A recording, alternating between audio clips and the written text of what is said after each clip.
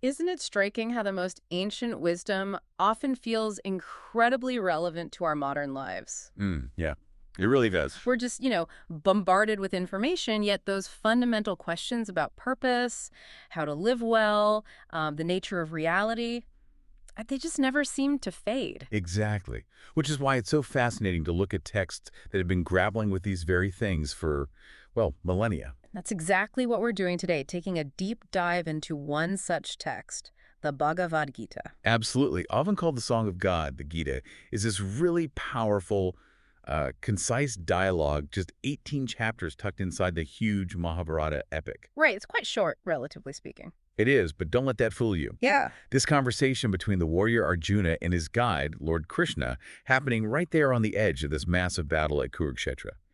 It's just packed with profound spiritual and philosophical insights.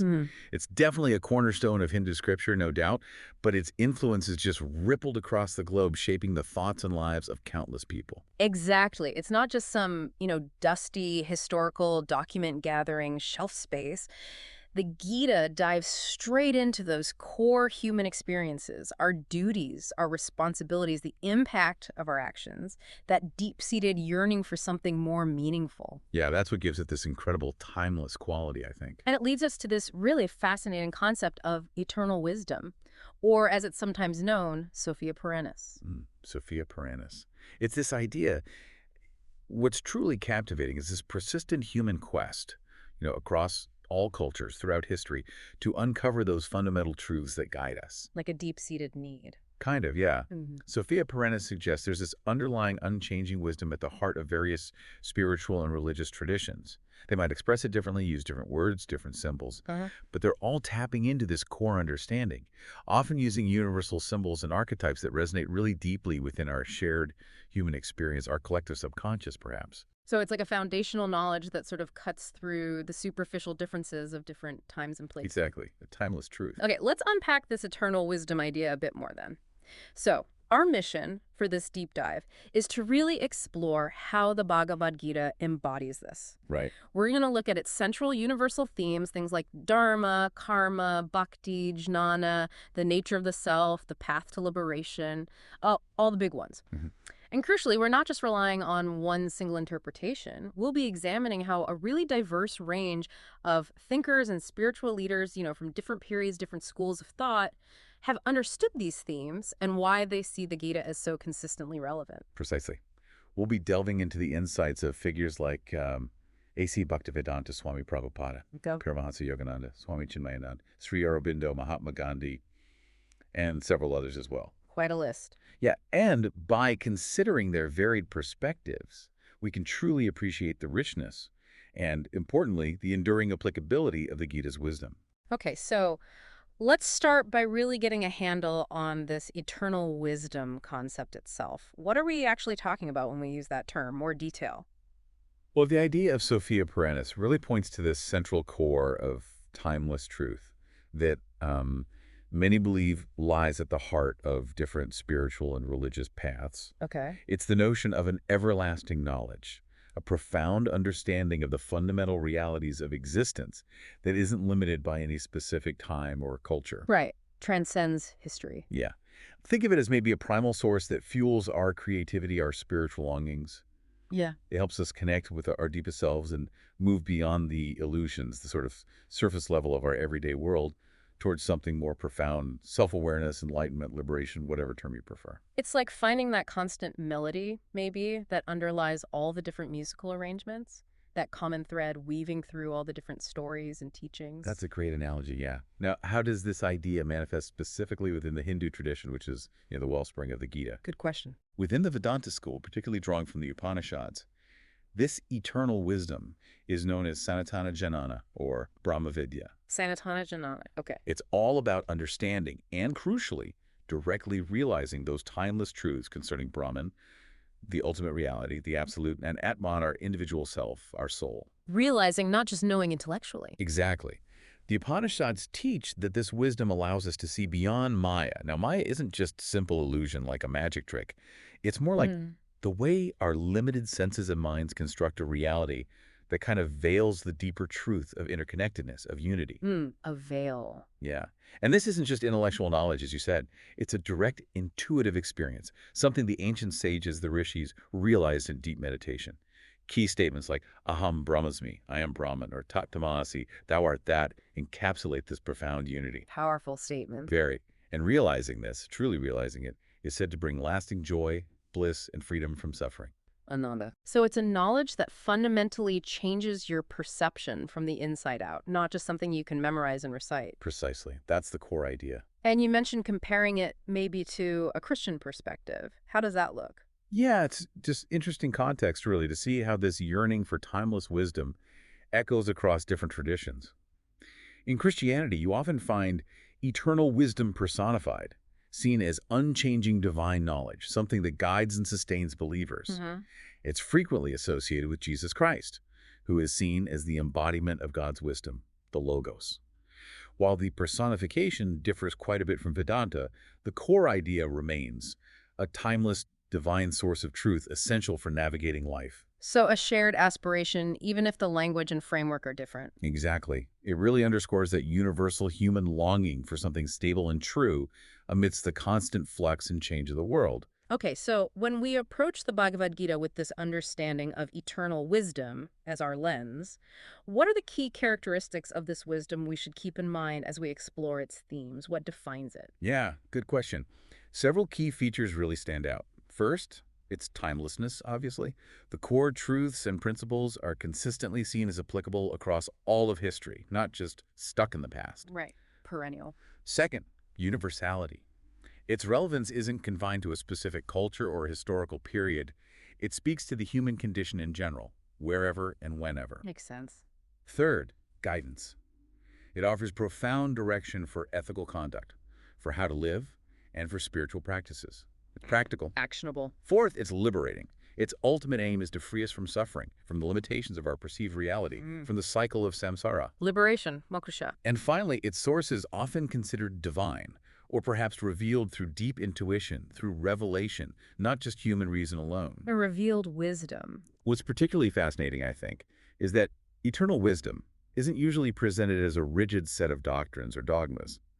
It's often more flexible, allowing for diverse interpretations like we see with the Gita, while still pointing towards those enduring truths. So room for different paths, different understandings. Exactly. And importantly, as we touched on earlier, it's often about a direct personal realization and experiential understanding rather than just intellectual agreement. Right. It's about that lived experience. Okay. So with this framework of eternal wisdom firmly in mind, let's really dive into the Bhagavad Gita itself.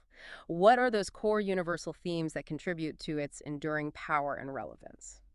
Well, the Gita is truly a remarkable synthesis. It's amazing how it draws together threads from the Vedas, the Upanishads, and various other philosophical schools like Samkhya, Yoga, and the Bhakti traditions. A real melting pot of ideas. Absolutely. And it grapples with those fundamental human dilemmas, our duties, our actions, the meaning of life, the roots of our suffering, our confusion. Its enduring power lies in how it explores these universal themes that are so central to the human experience, and how it offers various pathways towards spiritual liberation. So what are some of these key themes? Let's break them down. Okay, well, a really central one, maybe the most central, is Dharma. Now, Dharma is a rich, complex word. Yeah, hard to translate simply. Very. It encompasses our essential nature, our intrinsic qualities, but also our duties in life, often called svadharma, righteous conduct, ethical living, and even the principles that maintain cosmic and social order. Think of it as your inherent purpose and the responsibilities that come with it, aligned with the bigger picture. And Krishna's core counsel to Arjuna is right there, isn't it, about his Dharma? Exactly. It's about understanding and fulfilling his Dharma as a Kshatriya, a warrior, in that specific difficult context. Then there's Karma Yoga. A path of action. Right, but specifically selfless action. It's about performing your duty, your Dharma, with skill and dedication, but crucially, without being attached to the outcomes, the results, the rewards.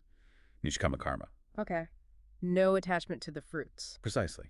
It's presented as a powerful way to purify the mind and heart, to break free from the binding cycle of karma, while still actively engaging with the world. very practical. So it's definitely not about withdrawing from life, becoming passive, but about a fundamental shift in how you approach your actions and their results. Exactly, a shift in attitude, in intention. What other enduring themes does the Gita explore? Chaos is central. We also find Jnana Yoga, the path of knowledge or wisdom.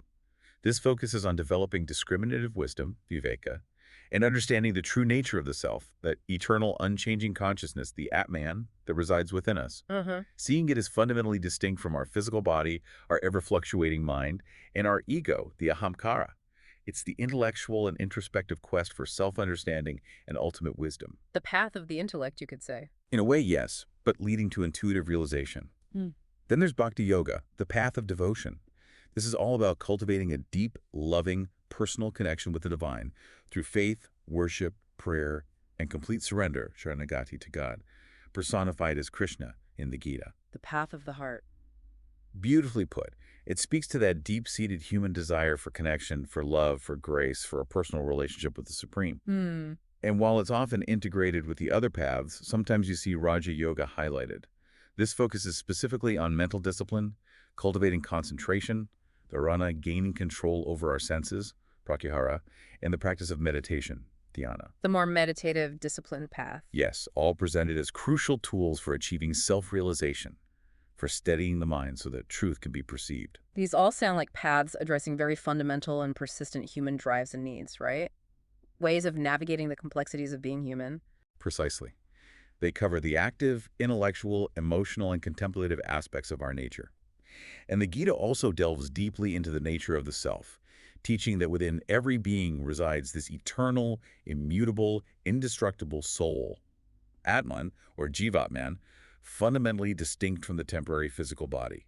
The soul is unborn, undying. Exactly. Understanding this core truth is presented as key to overcoming our innate fear of death and ultimately finding liberation. Powerful stuff. And the Gita uses that dramatic backdrop of the battlefield, Kurukshetra, as a powerful allegory for dealing with adversity and our own internal conflicts. The inner battlefield. Yes, those daily struggles against our negative tendencies, greed, anger, delusion, our doubts, our fears, or despair. Arjuna's crisis is really our crisis in a sense. Makes it very relatable. Very. And a recurring, crucial theme weaving through all of this is detachment vairagya, or anasakti.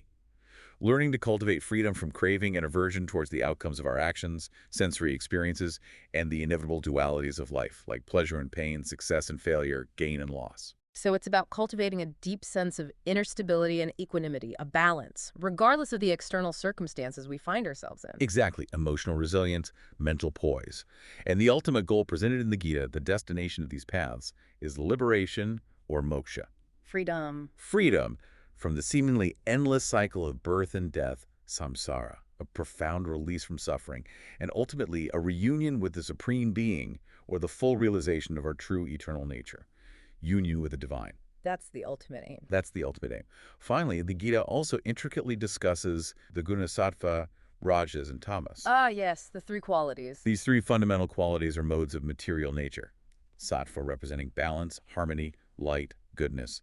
Rajas associated with passion, activity, ambition, restlessness.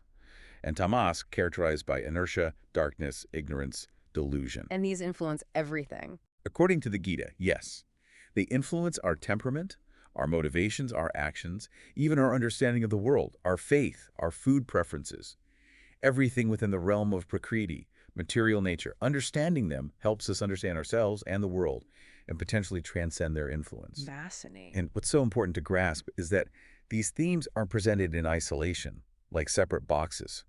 They're all deeply interconnected, woven together, forming a really comprehensive and integrated philosophy for living a meaningful and purposeful life. A holistic system. Exactly. And this interconnectedness, this synthesis, is a significant part of why the Gita continues to resonate so profoundly across time and cultures. It really does sound like a remarkably comprehensive and insightful guide to the human experience. Okay, so now, to truly understand why this is considered eternal wisdom, we need to explore how different thinkers and spiritual leaders have actually approached these core themes throughout history. Right, the interpretations. Let's begin with A.C. Bhaktivedanta Swami Prabhupada and his incredibly influential work, Bhagavad Gita as it is. What's his particular take on the Gita's timeless relevance? Prabhupada's interpretation is very direct, very focused. He emphasizes what he believes is the Gita's essential and timeless core wisdom. recognizing Krishna as the supreme personality of Godhead, Okay, Krishna as supreme. and wholeheartedly embracing Bhakti Yoga, pure devotional service, as the most effective and, crucially, the most accessible path to self-realization, particularly for our current age, the Kali Yuga. So bhakti is key for him, especially now. Absolutely.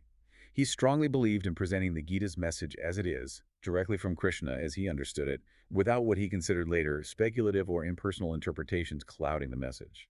The title of his translation and commentary reflects that very clearly. Bhagavad Gita as it is. Got it.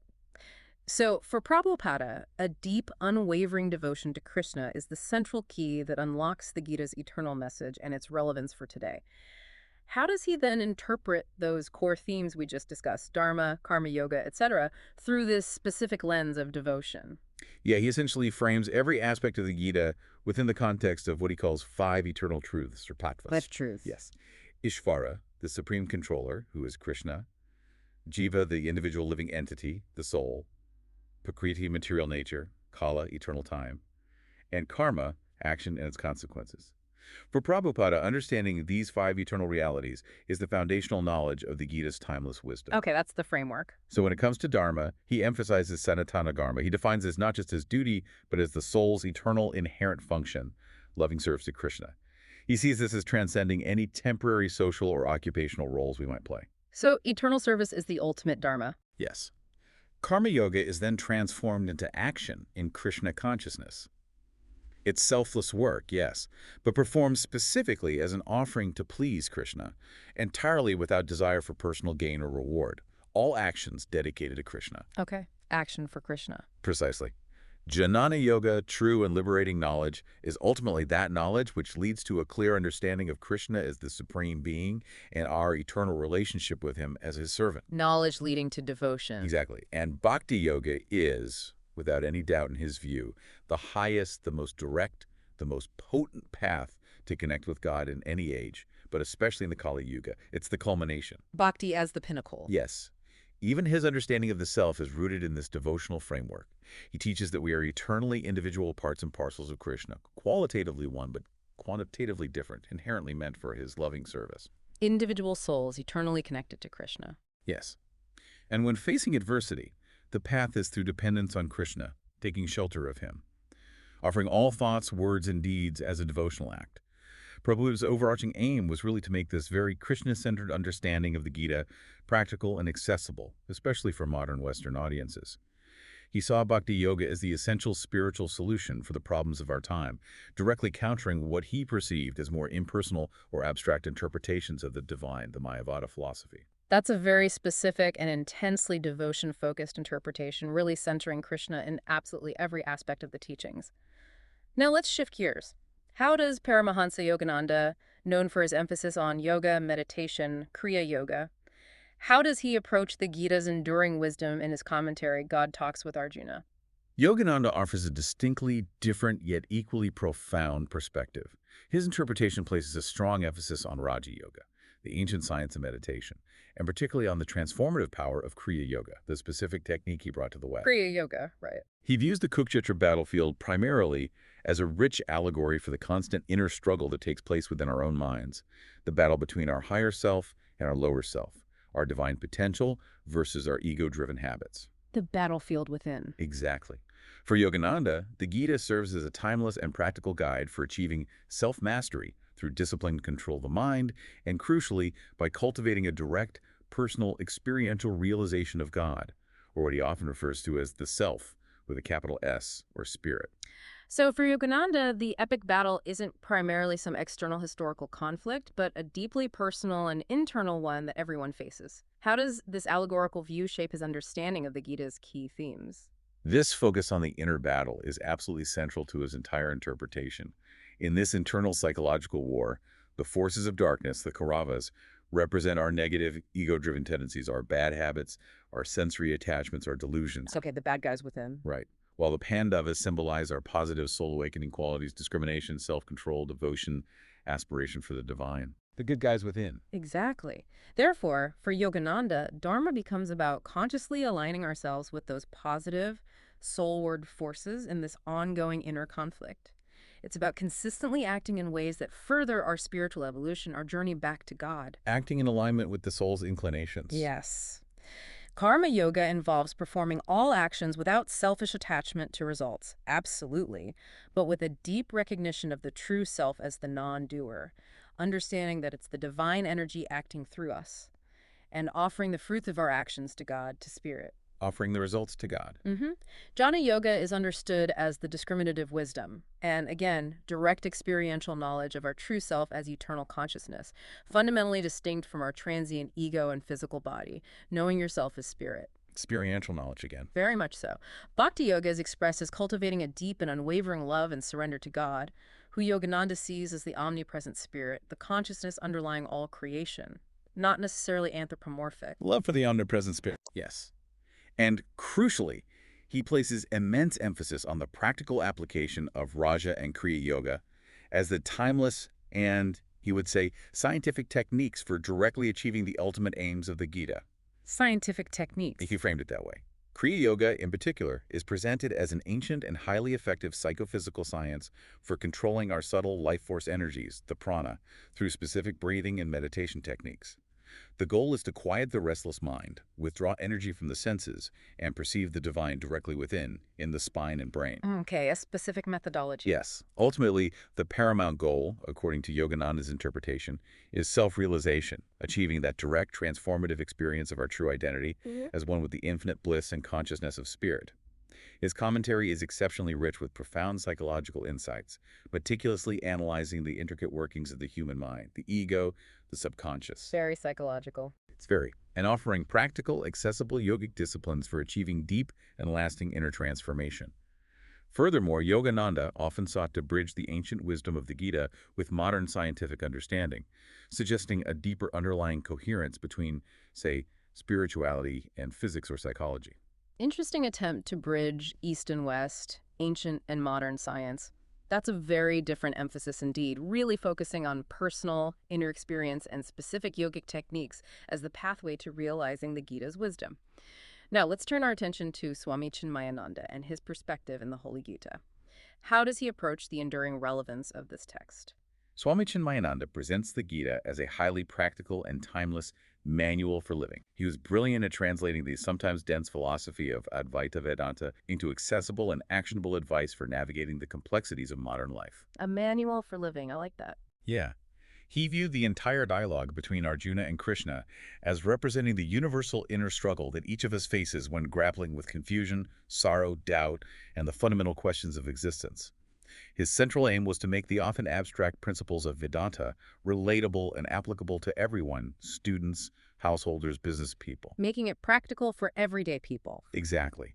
Demonstrating how this ancient wisdom can guide us towards achieving both worldly success, efficiency, dynamism, and deep inner fulfillment, peace, equanimity in our daily lives. So he's taking these seemingly lofty philosophical concepts, Vedanta, and grounding them in the concrete realities of our everyday experiences. How does he interpret the key themes of the Gita through this very practical lens? For Chinmayananda, Dharma is understood not merely as some external duty imposed from outside, but primarily as our own essential nature, our swabhava, and the specific actions, our swadharma, that are in perfect alignment with this intrinsic nature, our unique disposition and capacities. Living according to your own true nature. Precisely.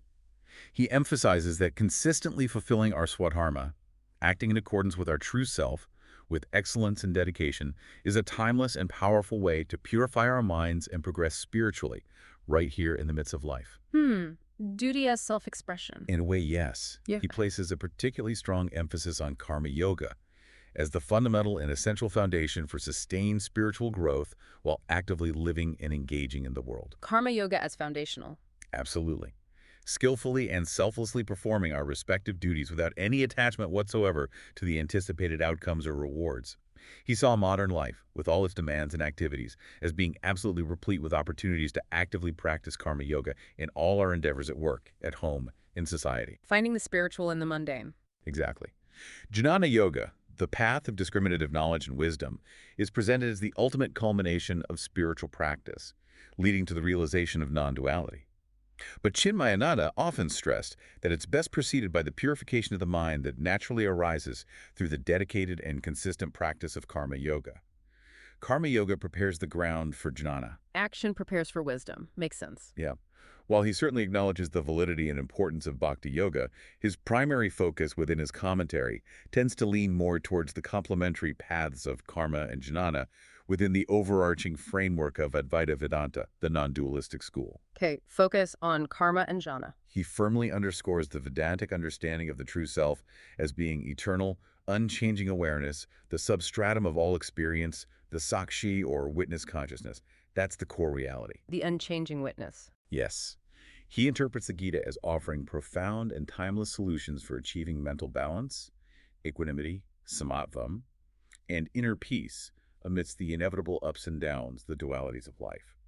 And he views detachment, viraga, not necessarily as physical renunciation of the world, but as the crucial inner renunciation of our clinging attachments to the ephemeral fruits of our actions, our anxieties about results. Inner detachment, not outer withdrawal. Exactly. Ultimately, Swami Chimayananda's mission, you could say, was to demystify the often perceived complexities of Vedanta and make its profound wisdom readily understandable and practically applicable to the everyday lives of ordinary individuals in the modern world, empowering them to live with greater purpose, clarity, efficiency, and inner freedom. It sounds like he's providing a very structured, grounded, and highly practical roadmap for applying the Gita's teachings in our contemporary world, really focused on that manual for living idea. Now let's explore the perspective of Sri Aurobindo and his extensive essays on the Gita. His interpretation is often described as being quite unique and deeply insightful, maybe even visionary. Indeed it is. Sri Aurobindo's perspective is vast. He views the Gita not merely as a historical text or even just a philosophical treatise, but as a profound and living guide for the ongoing spiritual evolution of humanity itself. Evolution of humanity, that's a big scope. Huge. He sees the Gita as beautifully synthesizing the traditional yogic paths, karma, jnana, bhakti, but also, crucially, as pointing towards a more comprehensive and transformative integral yoga, which he called Purna Yoga. Integral yoga, Purna yoga. Yes, this aims not just for individual liberation or escape from the world, but for the radical transformation of human nature itself, mind, life, and body, and the eventual manifestation of a life divine, a higher consciousness, right here on Earth. Wow. So his vision extends way beyond just individual spiritual attainment to encompass a much broader, almost cosmic collective transformation. How does this evolutionary perspective fundamentally influence his interpretation of the Gita's core themes? For Sri Aurobindo, evolution isn't solely a biological process, Darwinian evolution. It's fundamentally about the continuous evolution of consciousness. He perceived humanity as being in a critical transitional phase, poised for a significant leap to a higher, more integrated level of consciousness, the supramental. A leap in consciousness. Yes, and in this grand cosmic context, the Gita provides indispensable guidance for this profound spiritual ascent. His understanding of Dharma, for instance, is dynamic and evolutionary. It's not just a fixed set of rules, but the unfolding and ever-evolving law of one's own being, Vabhava, progressively aligning itself with a higher divine will, the cosmic purpose. Dharma as an unfolding process. Exactly. Karma yoga, in Aurobindo's view, transcends mere selfless action as typically understood. It becomes a complete selfless sacrifice, a yajna, offered to the supreme divine, the Purushottama. And crucially, this involves the complete renunciation of the ego's limited sense of being the doer, recognizing the divine Shakti as the true power behind all action. Renouncing the ego of doership. Yes. He emphasizes that jhana, knowledge, and bhakti, devotion, are not to be pursued as entirely separate parallel paths, but rather as integral and interwoven aspects within the overarching path of selfless works, the path of karma yoga. They all merge in integral yoga. An integration of paths. Complete integration.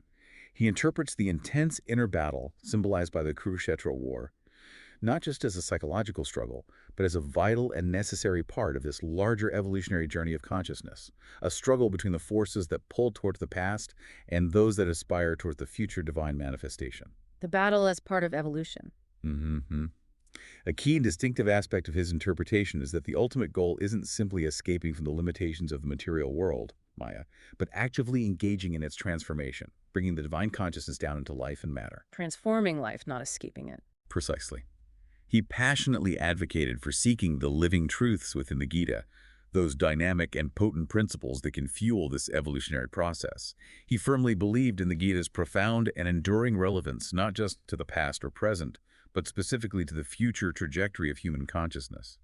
For Aurobindo, the comprehensive synthesis presented in the Gita lays the essential groundwork for a far more complete and integral spiritual transformation of both the individual and the collective human existence, a divine life on earth. That's an incredibly forward-looking and all-encompassing interpretation, really positioning the Gita as almost a blueprint for the future of human potential. Very different, again.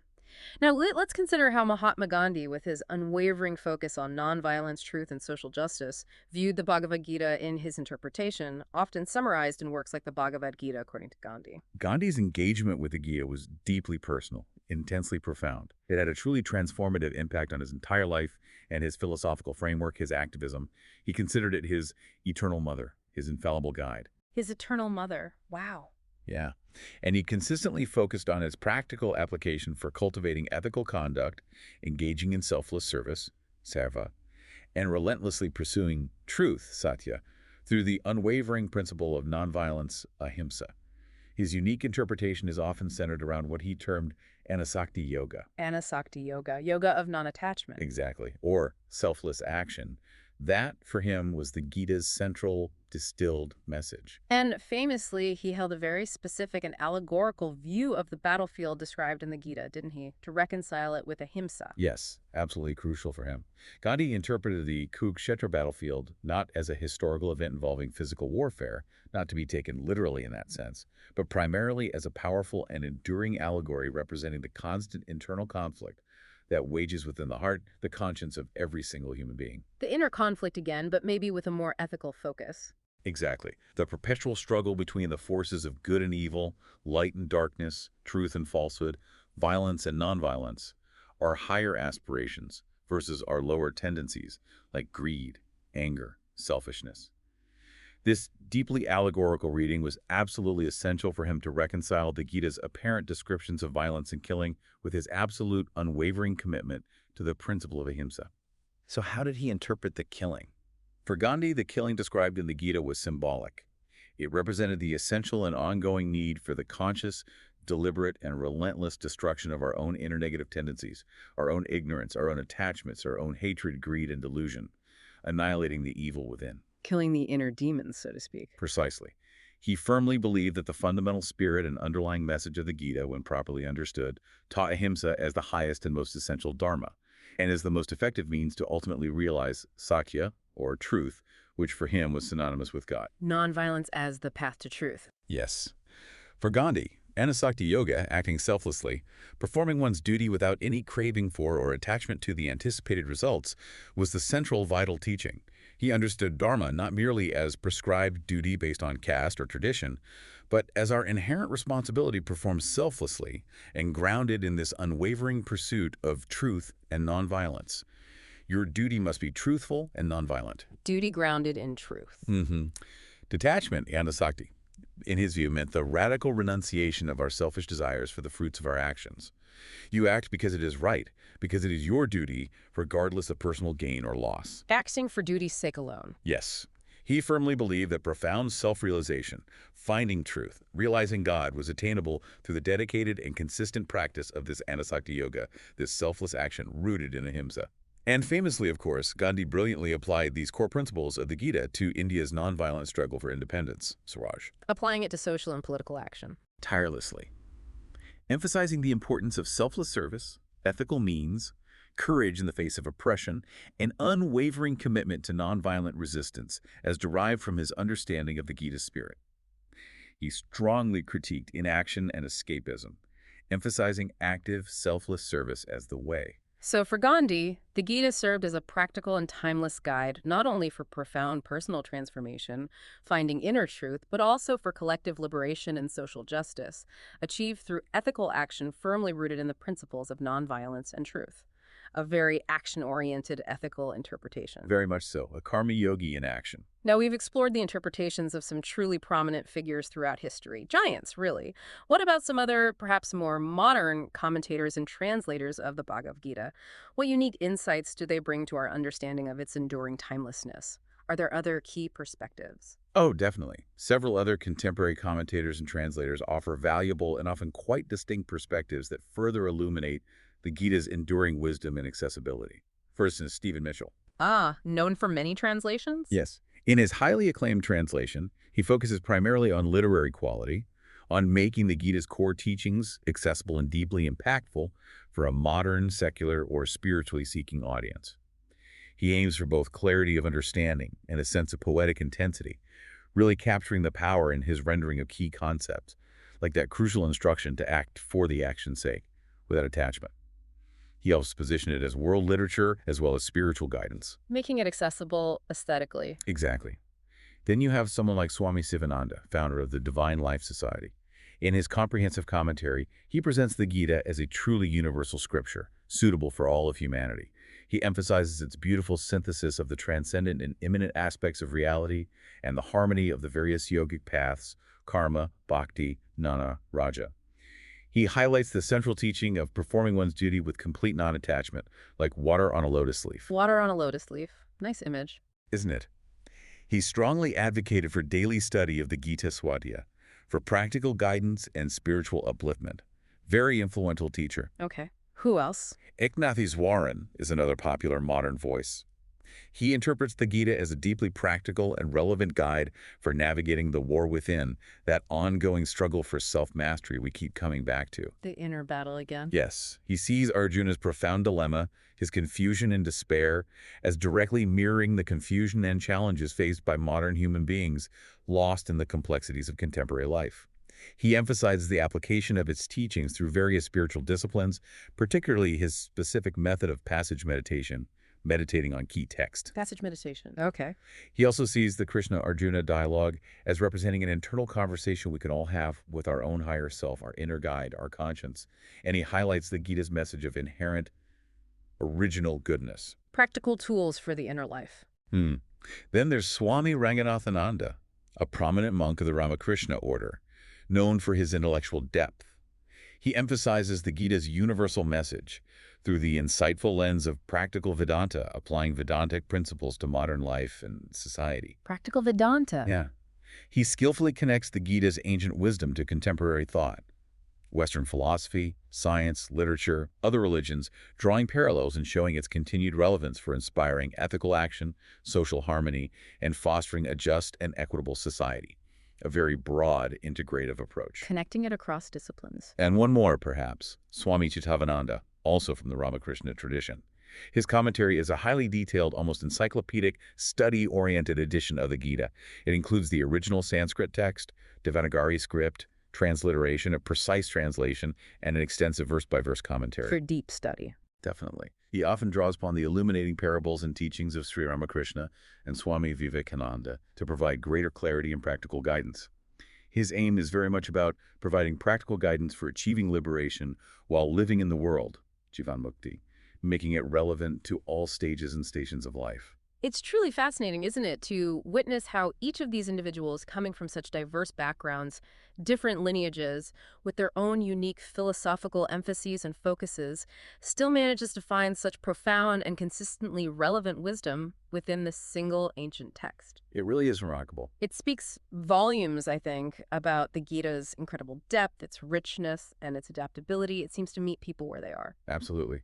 And what is particularly striking, and what truly underscores this whole concept of eternal wisdom, is the significant convergence we observe among these diverse commentators.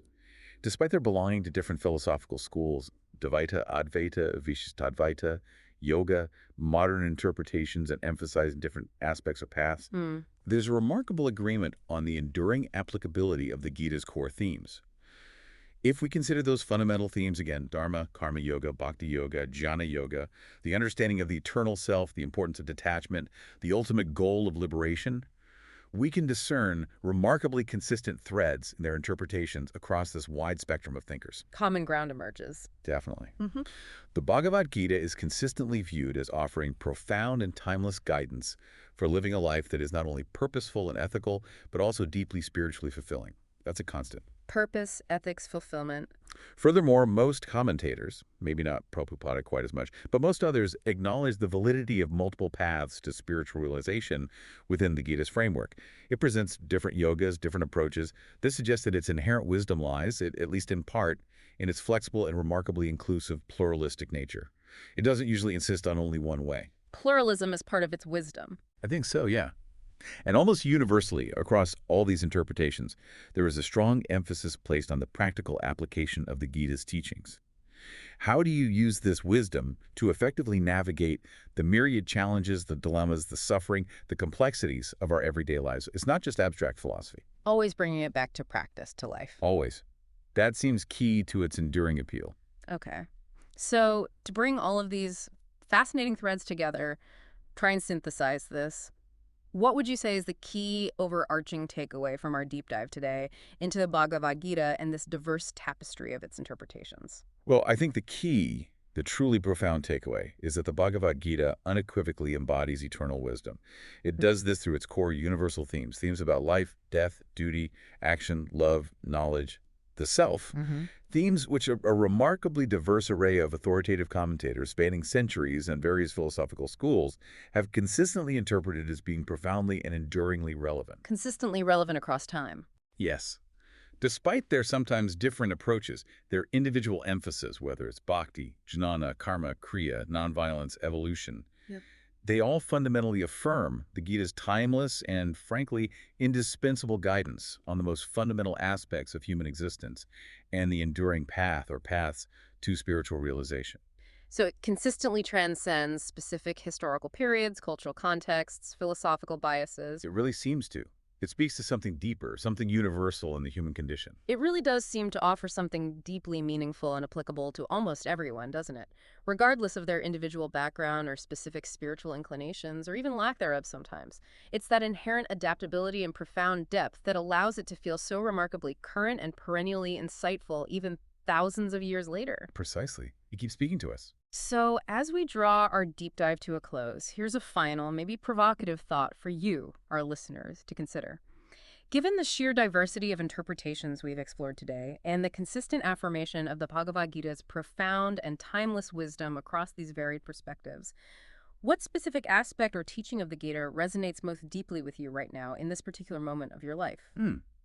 Good question to ponder. And maybe more importantly, how might you actively explore its relevance and practical application in the unique context of your own life moving forward? It truly is a text that continuously invites ongoing personal reflection and potentially a journey of profound self-discovery, something to mull over.